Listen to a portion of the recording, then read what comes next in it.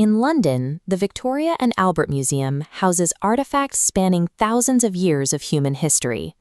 Recently, curators added a new item to the collection. It's 19 seconds of grainy footage showing a young man standing in front of an elephant enclosure at the San Diego Zoo. This mundane clip, titled "Me at the Zoo," is the first video ever uploaded to YouTube. The museum acquired the site's original source code to place alongside the video because it marks the exact moment the internet shifted from a read-only medium to a read-write culture driven by user-generated content.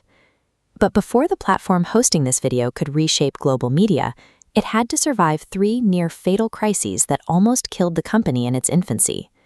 In 2004, sharing a video online was an agonizing process. You had to download massive files and hunt down specific software decoders, called codecs, just to get the footage to play on your computer. The severity of this technical friction became apparent during the 2004 Indian Ocean tsunami. Everyday people captured crucial footage of the disaster on digital cameras, but the general public had almost no way to easily access or share it. 3 former PayPal employees, Chad Hurley, Steve Chen, and Jawed Karim, set out to solve this problem. Their first attempt was a video dating site featuring the tagline, "Tune in, hook up." They even offered to pay women $20 to post videos of themselves. After a week, they received exactly 0 uploads. They dropped the dating angle and opened the platform to any type of video. To fix the playback problem, they built the site around the Adobe Flash Player plugin. Because Flash was already installed on most personal computers, it completely bypassed the need for users to download missing codecs, forcing videos to play instantly inside the browser. Next, they solved distribution by creating an embed feature. They provided a simple snippet of HTML code so users could copy and paste YouTube videos directly onto their MySpace profiles. By removing the technical hurdles of both playback and distribution, they unknowingly lit the fuse on an explosive network effect. This internal memo outlines the result of that MySpace strategy.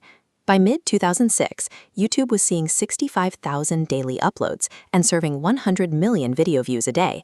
But this hypergrowth triggered their first existential crisis. As shown in this internal FAQ document, distribution costs were estimated at roughly $1 million a month. The startup was suddenly consuming up to 40% of the entire internet's bandwidth, and the founders were bleeding cash. Their physical hardware was straining under the load. As they maxed out the capacity of their hosting providers, they urgently needed enterprise-level infrastructure to keep the site online. The solution arrived in November 2006 when Google acquired YouTube for $1.65 billion. The acquisition provided the massive server capacity and financial backing required to support their booming user base. Ultimately, Google's deep pockets extinguished the bandwidth fire. However, tying the startup to a massive tech conglomerate instantly painted a billion-dollar legal target on their backs. The second crisis hit when Hollywood media giants launched a coordinated legal attack, claiming YouTube was functioning as a piracy hub built entirely on stolen television clips.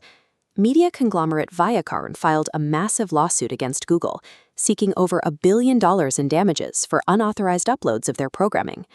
This internal document reveals exactly what was at stake.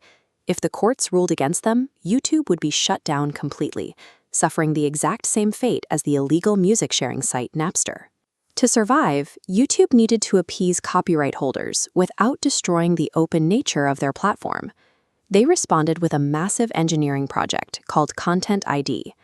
Content ID is an automated system that scans every user upload against a global database of copyrighted audio and video provided by rights holders. When the system detects a match, it gives the copyright owner a choice. They can issue a takedown notice and block the stolen video, or they can leave it up, place ads on it, and collect the resulting revenue. Instead of letting copyright law destroy the platform, YouTube engineered a compromise. This system laid the financial groundwork to responsibly monetize user-generated content at scale. By allowing creators and rights holders to share ad revenue, this model inadvertently gave birth to a brand new profession, the full-time YouTuber. With the legal and technical fires put out, the platform rapidly evolved into a legitimate broadcasting network. In 2007, CNN partnered with YouTube to host political debates, fielding questions directly from users. The site expanded heavily into live broadcasting, hitting a major milestone by streaming the 2012 Olympics to a global audience. Later that same year, they reached a cultural tipping point when the music video for Gangnam Style became the first upload in history to hit 1 billion views. This internal messaging document notes that YouTube is democratizing the entertainment experience. Today, the platform operates at a scale that redefines how global media is consumed and distributed. By relentlessly knocking down the technical barriers of the early web and engineering their way out of a fatal lawsuit, a failed video dating site transferred the power of mass broadcasting from traditional television networks to anyone with an internet connection.